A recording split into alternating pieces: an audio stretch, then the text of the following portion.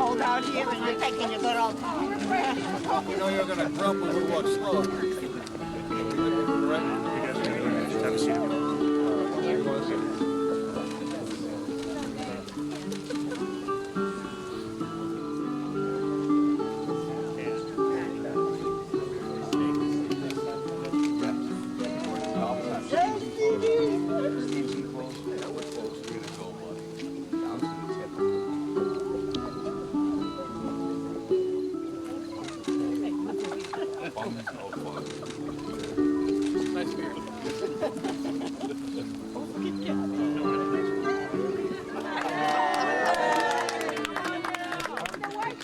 On the white, on carpet. Why? Wait for the girls. Let the girls in front of you. Come on, girls. Get in front. You two, Gabby, here. On the carpet. Come on. Gabby. Gabby's going her own way. Yay! More. Good job. Where's she going? Keep coming this way. Go along this.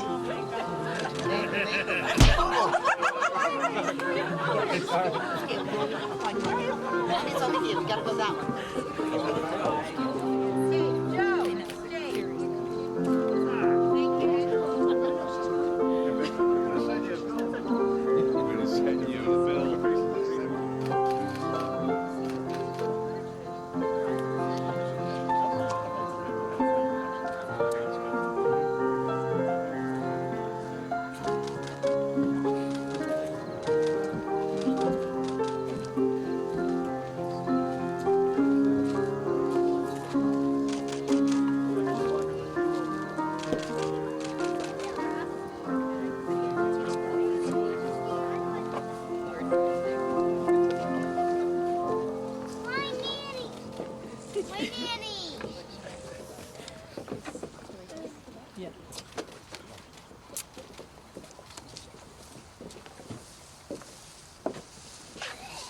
Friends, family, thank you all for coming out today to celebrate the wedding of James Jimmy Marsek and Patricia Ann Moog Verling. So, families have a unique feature of being able to increase the joy that we all share and lessen the pain. Marriages are the cornerstone of this family. Homes, kids, pets all surround that cornerstone. And a marriage like this and others bring the larger family units all closer together. And marriages and families can be pretty tough, as in they can withstand a lot. Now, there's some key things to remember in this when you're coming across between each other. First and foremost is look out for each other first. Put each other above everything else, even Camille. And it works if only both people do this. If only one person does it, it becomes imbalanced. Because after all, this is a marriage of equals, which means 50-50. Now, people say that a lot, but then you get it in your head that, well, gee, I'm doing more than the other person. Which, it's human nature to think you're doing more than anyone else, and everyone else is doing less. Check that. That's your ego talking. You don't need it. So, and eventually, arguments will happen. Have happened. So, and that's fine. That's going to happen. However, understand that there's certain lines that you don't go near. Don't cross, don't go near, and then everything can come back to center where it needs to be. Know where those lines are. And they're all different for everybody, and they're going to change as the years roll by. Just make sure you don't go near them. So as we go across to, as you spend more time together, as the years go by, the distractions are going to mount. Kids, more dogs, houses, family members. Remember, spending time together, it's money in the bank. And you need to keep putting money in that bank, because once in a while you're going to have to take a withdrawal. And the problems only really start when you run out of that particular money. So keep that in mind as you go forward. Spend time together as much as you can. So as you go forth into this life, being closer and closer with another human, understand that as a human, it can really suck. We, as humans, we say the wrong thing, we do the wrong thing, we act inappropriately. It happens. But there's things we can do to come back from this. Number one, learn how to apologize correctly. I'll be offering lessons at the bar later on. I'm an expert at it. And sometimes practice makes perfect. Apologizing correctly can mean the difference for getting past a problem quickly or having it escalate. The complement of that, learn how to accept an apology. When someone comes forth with a good apology, take the time to thank them for the apology. It's the first step toward getting back on track. So now that's how you fix maybe when you guys get a rift. The other thing is, how do you make it better? You guys are obviously pretty close. I think everybody here can agree that you guys are perfect for each other. How do you make that better? The trick is, talk about what the other person cares about. Take the time, understand what they care about, and talk about that, even if you're not necessarily into it. So, I'm going to look at one of you specifically. Love that roasted pig and those It's the fundamental way that you build relationships with another person, is talking about what they're interested in, and I can't stress it enough. It's key. So, now you guys are going to be in public, and you're not always going to be happy with one another. Take the time to save it. Don't disagree with your spouse in public. Simply because when you're out in the world, you always want to know they got your back, even if they don't always agree with what you're saying.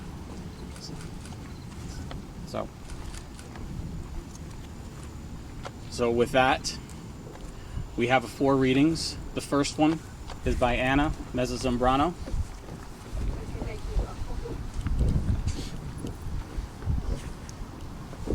Oh. Hey. I didn't give the printouts.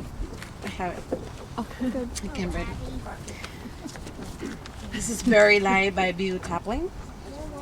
Home is not where you are from, it's where you belong. Some of us travel the whole world to find it. Others find it in a person. That's right. I found your father.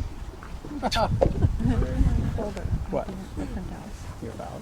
No, my printouts of all the readings. I told you I've got them to print already. out. Okay. I can. So the next is the poetry of James Kavanaugh, read by Christina Irendettis and Maya Martins.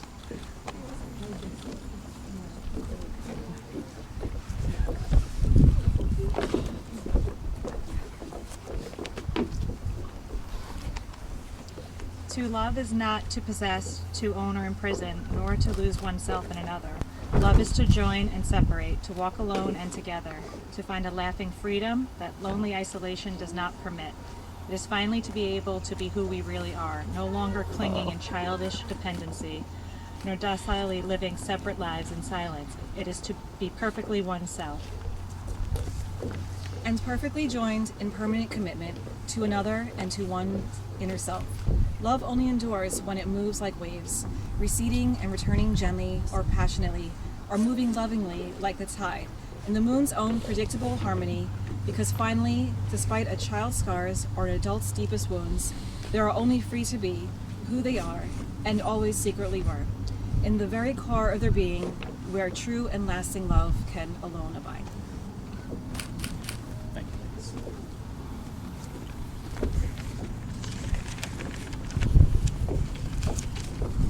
Next up, we have a reading from the Corinthians, read by Amanda Otto.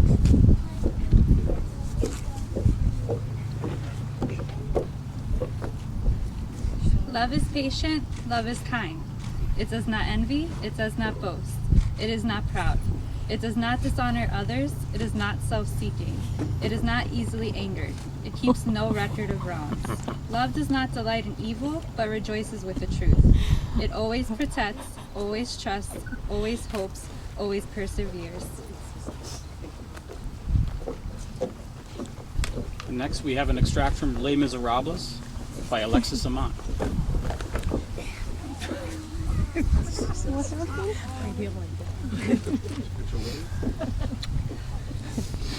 You can give without loving.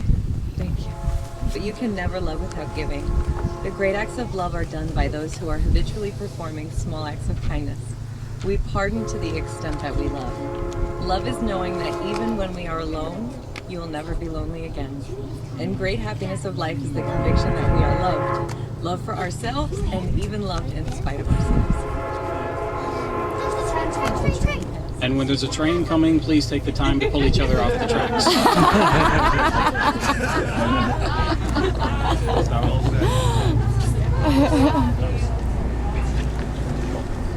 So with that, our bride and groom have prepared vows that they'd like to read. Can we wait? After the train. I only have so many train jokes. There's a couple caboose ones, but that's not really appropriate for mixed company. We both got cabooses. Okay, so what we have here are what's called oath stones. It's a Celtic tradition that when the bride and groom read their vows, they hold these oath stones in place such to set them in stone. So, James? I go first? Yes. Do I hold that or no? Yes, you should hold this too. I'm holding the meeting. Yes.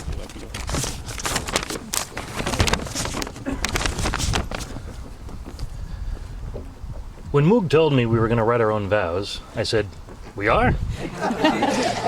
She looked me in the eye and she said, "Yes." I said, "Okay." So I'm not sure how many versions of this thing I've written, but there's been a fair amount.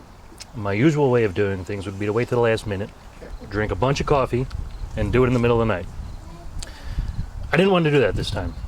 I wanted to come up with something perfect, because that's what you deserve. I want it to be as eloquent and romantic and witty as possible. So I started writing a few weeks ago, and writing, and editing, and rewriting, and I did scrap everything and start over. But I couldn't seem to find the right words. How do you tell someone you love so much, and who puts up with all your BS, and how much you love them and plan to honor them? I even fell back on Old Faithful. I drank a bunch of tequila and waited for the creative juices to flow. That only resulted in bruised ribs because I was snoring. Then last night I came to a realization. I'm not going to be able to find the ideal thing to say. There just wouldn't be any way for me to verbally celebrate the depth and breadth of my love for you. I could write for years and never come up with anything worthy. So I settled for simplicity, because I'm a simple guy. I love you with all my heart. I will always love you. And I'll never stop trying the perfect thing to say, because you deserve nothing less.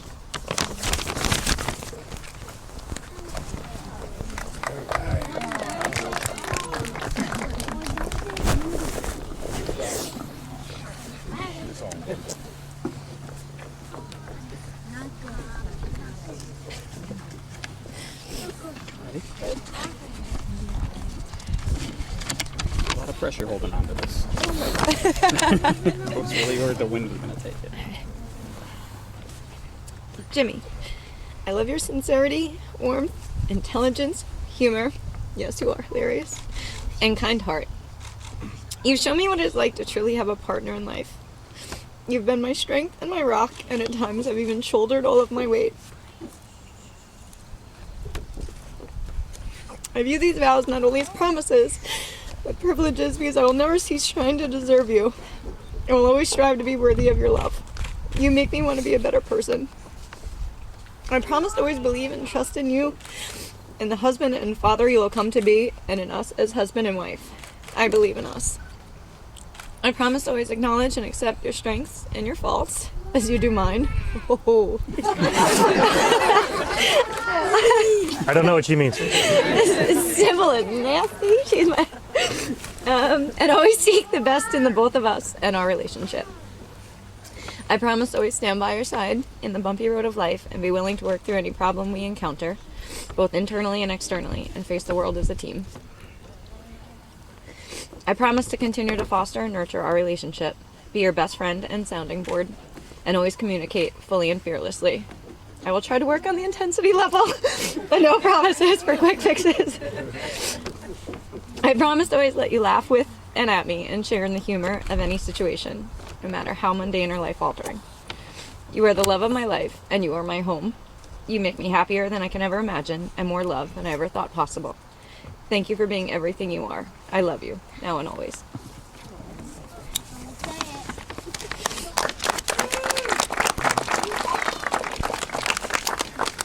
I got some books. No, you're good.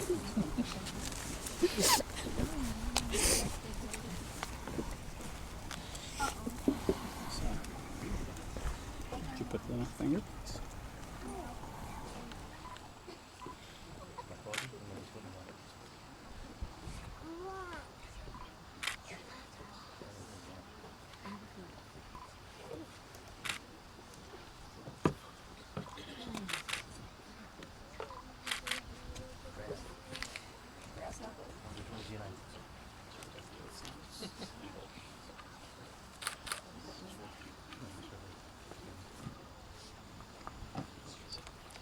Do you, James, take Patricia Ann for your lawfully wedded wife, to have and to hold from this day forward, for better, for worse, for richer, for poor, in sickness and health, until death do you part?